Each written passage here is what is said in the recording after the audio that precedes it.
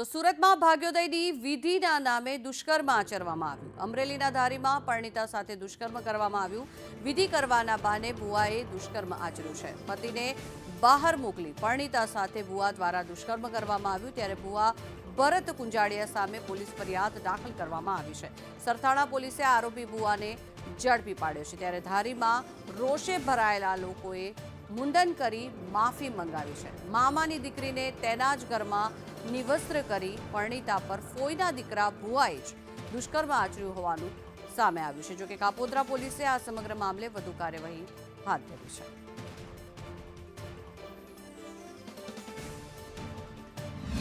સુરતના કાપોદ્રા પોલીસ સ્ટેશનમાં હાલ પોલીસના જાપ્તામાં ઉભેલો તમને દેખાશે એ ભુવા બનીને એક વિધિ કરવા નીકળ્યો હતો અને ત્યારબાદ એને એક ભુવા કાંડ કરી નાખ્યું છે। એક પરિણીતા પર રેપ કરી નાખ્યો હતો। આ મામલો આખો જે સામે આવ્યો છે 42 વર્ષીય પરિણીતાએ અવરનવર ધારીના ઘર અમલી ગામને રહેતો ભુવો ભરત કડવા કુંજડિયા જે હાલ સ્ક્રીન પર દેખાતો રહ્યો છે તે આવતો જતો હતો। આ ભુવા પરિવારને સંબંધિત ન થતો હોય સુરતમાં કોઈ વ્યક્તિને ત્યાં વિધિ કરવા આવવાનો હતો ત્યારે એણે એવું જણાવ્યું હતું કે જે વિધિ છે તે તમે કરશો તો તમારા દિવસ સારા આવશે। પરંતુ ત્યારબાદ એ વિધિના નામે એને આખો એક ખેલ કરી નાખ્યો હતો અને ધારીમાં જે રોષે ભરેલા ટોળાએ ભુવાને પકડી પણ પાડ્યો હતો, મુંડન કરી મોઢામાં ચપ્પલ મુકાવી હતી અને એ વિડીયો સોશિયલ મીડિયામાં વાયરલ થઈને સામે પણ આવ્યા છે। મહત્વની વાત છે કે કાપોદ્રા પોલીસે હાલ તો આ આરોપીને પકડી પાડ્યો છે, એની સત્તાવાર રીતે ધરપકડ કરી લેવામાં આવી છે। પરંતુ આ તમામ માટે એક લાલબત્તી સમાન કિસ્સો કહેવાય, કારણ કે જ્યારે પણ આવા બનાવો બનતા હોય છે ત્યારે નજીકના જ વ્યક્તિઓ આપણને છેતરી જતા હોય છે। બસ આ કાંડના અંદર પણ એવું થઈને સામે આવ્યું છે।